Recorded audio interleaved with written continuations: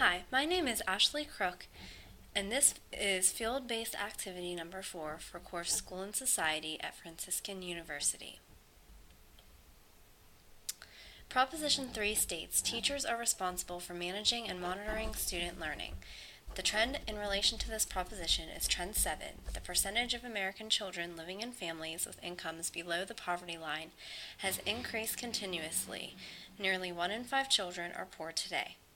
Additionally, my field educator and I will be examining Maslow's hierarchy of needs and explaining how his concepts impact a student's ability to learn, as well as support the need for teachers to pay particular attention to these factors. In the education world, there is a lot of discussion on the amount in which poverty affects students' performance and ability level. Teachers work with students who come from a wide variety of backgrounds. It is important for us to always be mindful and respectful of various situations. The number of U.S. children who live in poverty is now 1 in 5. It can be caused by parental employment status and earnings, family structure, and parental education. It is important to realize that children do not choose to live in poverty. They face many challenges to their development. The PowerPoint for this learning session states that there are various levels of poverty. Absolute poverty is where there is a lack of necessities such as food, water, or shelter. Rural poverty is when issues such as unemployment, little community resources, and hopelessness occur. Situational poverty is the result of circumstances such as death, job loss, divorce, disasters. Urban poverty comes with issues such as slums, gangs, and drugs. Relative poverty means that being poor is defined by comparing their belongings to others. This is a typical situation we see with millennials. These students are constantly comparing themselves to one another based on what they own. Do you have the newest iPhone, iPad, computer, gaming system, clothes, etc.? Although these particular children are not necessarily lacking something essential, it still can cause stress.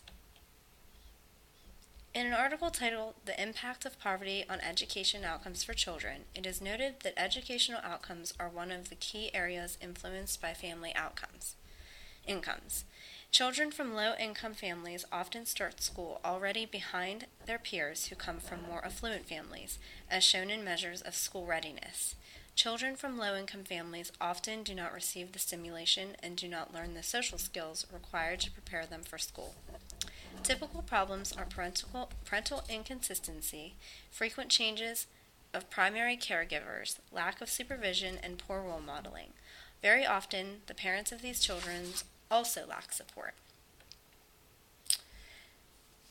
The incidence, depth, and duration and timing of poverty all influence a child's educational attainment, along with community characteristics and social networks. However, the effects of poverty can be reduced using sustainable interventions. Through multiple studies, the U.S. Department of Education indicated results that clearly demonstrated that student and school poverty adversely affected student achievement. It has been suggested that student learning is affected by 3 major factors: the school environment, the home or community environment, and the policies of the district and state. A thorough understanding of these factors is vital to closing the poverty achievement gap. My field educator and I discussed the following information. Abraham Maslow came up with a hierarchy of needs in which one must satisfy basic needs in order to grow into growth needs. The person starts with the needs on the lowest level of basic needs and needs to satisfy those needs in order to move on to the next level. Life experiences impact how one can grow and may cause someone to move between the different levels of this hierarchy. Everyone is able to reach the level of self-actualization. However, according to Maslow, not many will due to different life events in society.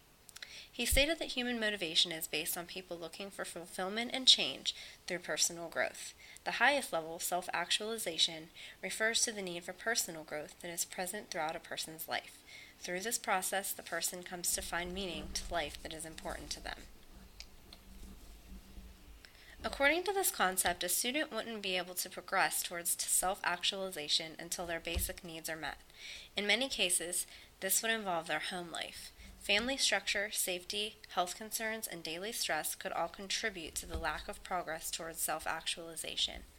Teachers need to be aware of the many factors and issues that our students face. For example, child can't properly focus on studying for a math test if the family's power had been turned off and he is up all night comforting younger siblings.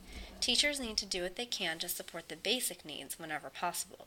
Providing structure, support, and a safe place to learn are very important. Since teachers don't see many of their students face-to-face at PA Cyber, it is even more important that teachers do everything and anything to meet the basic needs of their students whenever possible. Regarding a safe place to learn, PA Cyber or other online schools are able to help in this area if students are being bullied at their home district.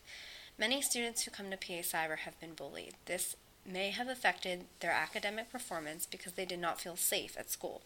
It could prevent them from moving up the levels of the hierarchy towards feeling confident.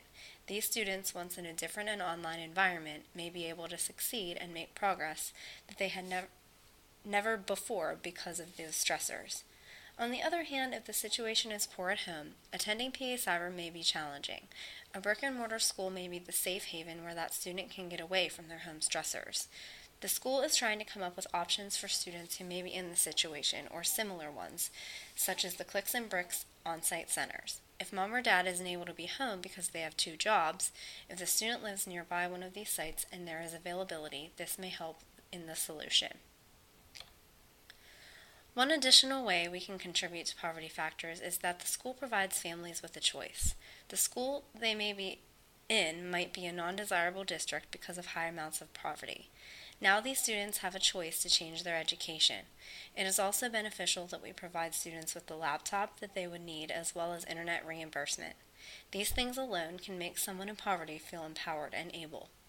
Although we can never erase what is happening at home, teachers and the support they provide can have a huge impact on a student's ability to grow through Maslow's hierarchy.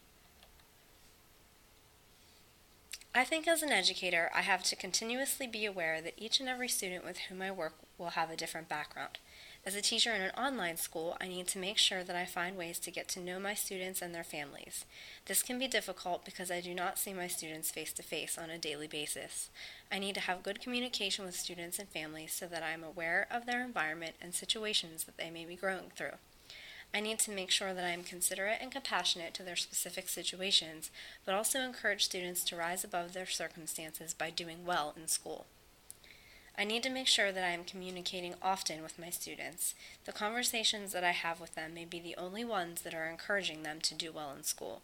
Since I cannot provide a safe environment for them to come to face-to-face, I need to make sure that I am providing that environment over the phone and with my words.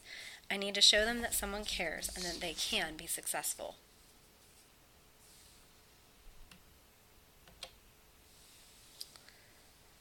Effective instruction will allow students to use their own life experiences as a starting point for instruction while adapting it to the culture of the students. I and other teachers should encourage active participation by all students in order to encourage the at-risk students. Schools need to create a partnership with parents to involve them in the school process while providing tips to them for assisting students in becoming academically successful. Instructional techniques and strategies implemented at the classroom, school, and district can help close the achievement gap by providing students with necessary assistance in order to achieve high performance in academics. Barack Obama stated on March 10, 2010, "From the moment students enter a school, the most important factor in their success is not the color of their skin or the income of their parents. It's the person standing at the front of the classroom." The following is a list of the references used for this screencast.